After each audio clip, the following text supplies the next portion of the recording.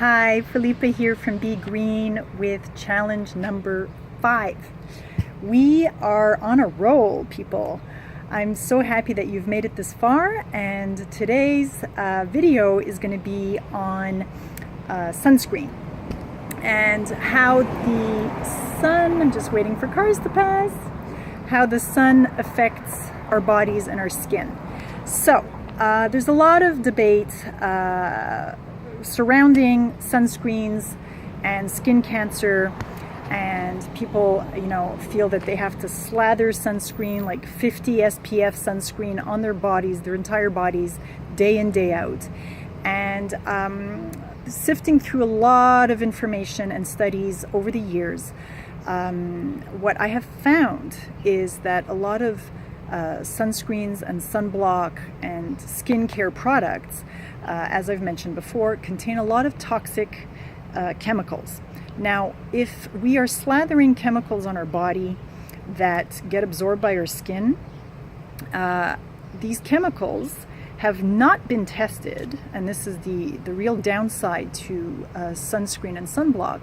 A lot of these chemicals have not been tested as to their effect on our skin when the sun hits the skin. So these chemicals are used to deflect the sun, but what are they doing to our skin when the sun is shining on our skin?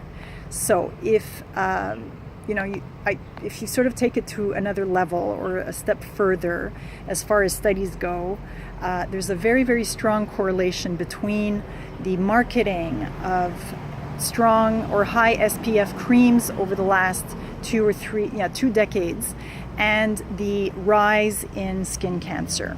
Now, there's a couple of theories behind that. One is, as I just mentioned, those chemicals and their interaction with the sun on our skin. Secondly is the fact that we need vitamin D. We need sunlight on our skin in order to process vitamin D, which is an anti-cancer vitamin.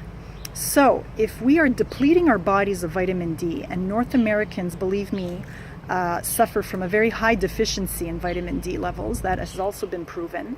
So if we're slathering this stuff on, we're not absorbing sunlight that we need to produce vitamin D, and then we're wearing chemical creams that can actually exacerbate or cause skin cancer, this is a formula for disaster. So here is the challenge for this week. Only wear sun cream between 10 a.m. and 5 p.m. in the afternoon if you are going to be out for several hours enjoying beach time, pool time, gardening, whatever, because the sun is strong and it will burn your skin, and we have ozone issues. I mean, the hole is not as big as it used to be. Apparently it's closing, but the rays are still damaging to our skin. However, if you are out in the morning, early morning sunlight, late afternoon sunlight, you absorb your vitamin D, it's fantastic.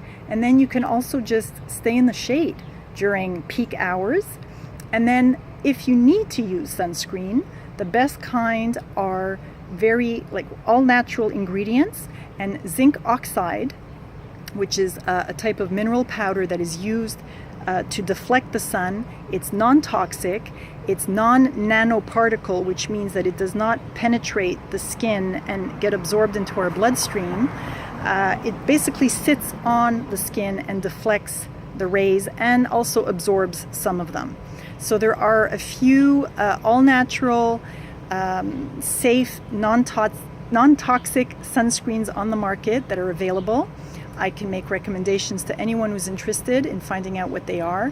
But those are my recommendations, and that is my challenge for this week, for you to transition away from regular, traditional, chemical-laden sunscreens and sprays. Those are the worst because then you're inhaling those chemicals, and switching to a more natural, eco-friendly, health-friendly alternative.